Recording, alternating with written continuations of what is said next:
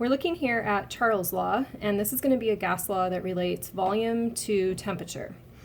So in Charles' law, we have a given mass of gas, so that means N is constant, and we have constant pressure.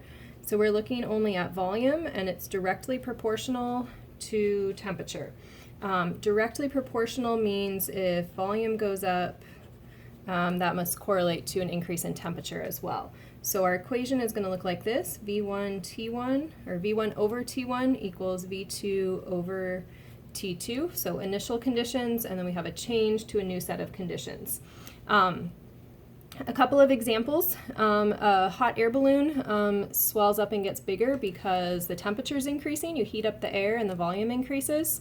Or there's some fun videos you can watch of balloons that shrink when you put them into ice water or liquid nitrogen.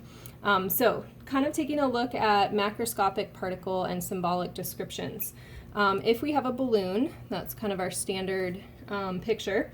If we lower the temperature, remember, lowering a temperature is lowering kinetic energy, so there's less movement of those particles, then your balloon will shrivel up.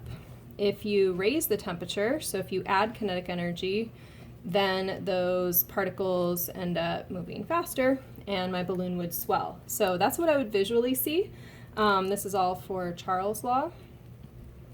If I can look at the particles, here I would have my original balloon, and let's say it had 3 particles in it, and if I lower the temperature, then that balloon would still have those 3 particles in it. It would just shrivel up. So when the temperature drops, the volume drops. It becomes smaller. Finally, like I just said, if the temperature drops, it's going to cause the volume to drop. That's what we call a direct relationship, where the variables move in the same direction. And we can write this like we did in the previous quadrant as V1 over T1 equals V2 over T2. So there's 3 different perspectives on Charles' law. Conceptually, we can think about our balloons a bit. So if I have a balloon to start with and the temperature increases, and notice all of our temperature work is done in Kelvin. Absolute 0 is 0 Kelvin, and our conversion from Celsius to Kelvin is Celsius plus 273. So everything's done in those absolute Kelvin temperatures. Say this balloon is going to undergo a huge temperature increase. If temperature goes up, then volume's going to go up, and so my balloon would get bigger. If the balloon is placed in the freezer, or even more exciting, into some liquid nitrogen, then the temperature drops and the volume's going to drop. If a balloon gets warmed up and then back to its starting temperature, the crucial piece here is it's back to where it started. So if it started at this size, it would return to that same size. It doesn't matter if you heated it up and cooled it down, just that we end up back at that same starting temperature. So we've seen the equation, we've thought about the different ways of thinking about it conceptually. Now we're going to calculate. All right, so we have a volume of 785 mils, and that would be V1 at 21 degrees C. And then the temperature drops to 0.0 degrees C. What is the new volume? So I'm keeping an eye on what I'm solving for. What is the new volume here? That's going to be my V2, and that's what I don't know. So a couple things here. With my equation, the volume units just need to match each other, and the temperature units have to be in Kelvin.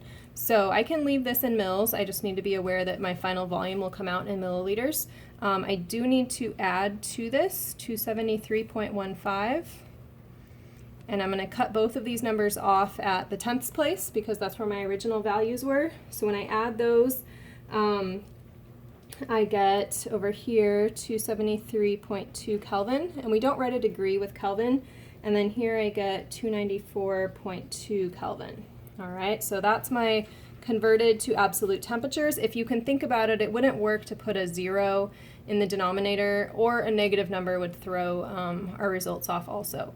So V's and T's are all that I have that's changing.